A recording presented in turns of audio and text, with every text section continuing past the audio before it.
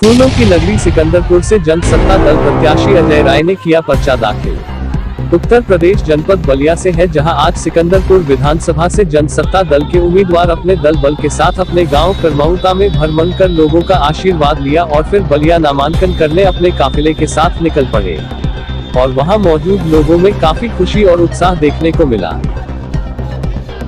सेवा करने के लिए हम जो है किसी भी पार्टी में रह करके अपना काम करते थे कि जनता का जब तक हम मैदान में नहीं आएंगे तब तक जनता का सेवा कैसे कर सकते हैं। एक बार हमारे गांव के लोगों ने हमको ग्राम प्रधान बनाया, तो इसलिए हमने जो है कांग्रेस में रहे थे, इसमें कल्पना जी का हेलीकॉप्टर दो बार हम अपने आलियात में हैं और 10 करोड़ का प्रोजेक्ट मैं करमौता में लगवा चुका हूँ और उसके बाद ITI स्कूल भी मैं बनवा चुका हूँ। अगर मान लीजिए कि अगर कोई स्थान जगह हमको नहीं मिलेगा जनता के बीच में रहने के लिए है, तो हम क्या करा सकते हैं, जनता की सेवा कैसे कर सकते हैं। आज आप जनसत्ता से जो जनसत्ता राजा भैया की पार्टी है उससे आप चुनाव लड़ रहे हैं, तो किस मुद्दे के साथ चुनाव मैदान में मुद्दा क्या है आपका?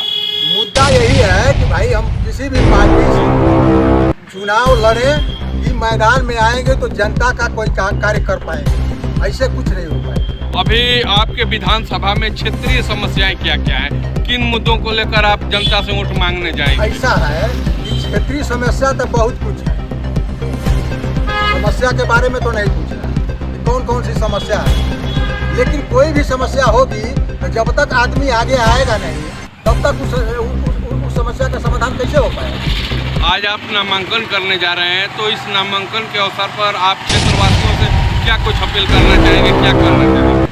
हम जो है जनता से यही अपील करेंगे, जनता का आशीर्वाद हम लेने के लिए मैदान में उतरे हुए हैं और पर्चा दाखिला कर रहे हैं। जब जनता का आशीर्वाद हमको मिलेगा तो हम जनता की सेवा कर पाएंगे, अन्यथा हम सेवा नहीं कर पाते हैं। इसीलिए जो है हमको जो है पार्टी छोड़ करके दूसरे पार्टी में जा करके किसी तरह से जो है मैदान में आने के लिए जो है हमने जो है तैयारी की है।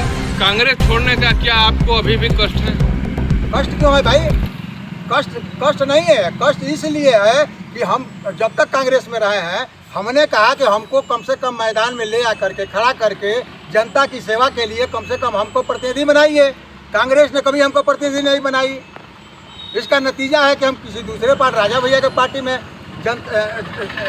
जनसत्ता दल में जा करके हम जनता की सेवा करेंगे।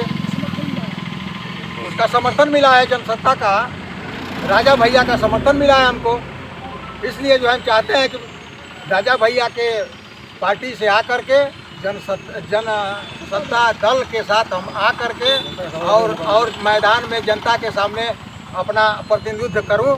इसलिए जो है चूँकि आप कांग्रेस में थे तो किसान यूनियन के भी जिला अध्यक्ष रहे और किसानों की बात आप हमेशा करते आए हैं, तो इस जनसत्ता पार्टी में किसानों के लिए, क्षेत्रीय किसानों के लिए आपके द्वारा आपके तरफ से क्या होगा?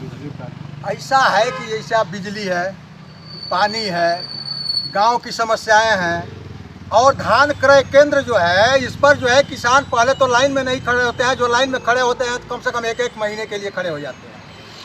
किसान का वही काम है, कम से कम क्रय केंद्रों पर समय से किसान का धान गेहूँ बिके,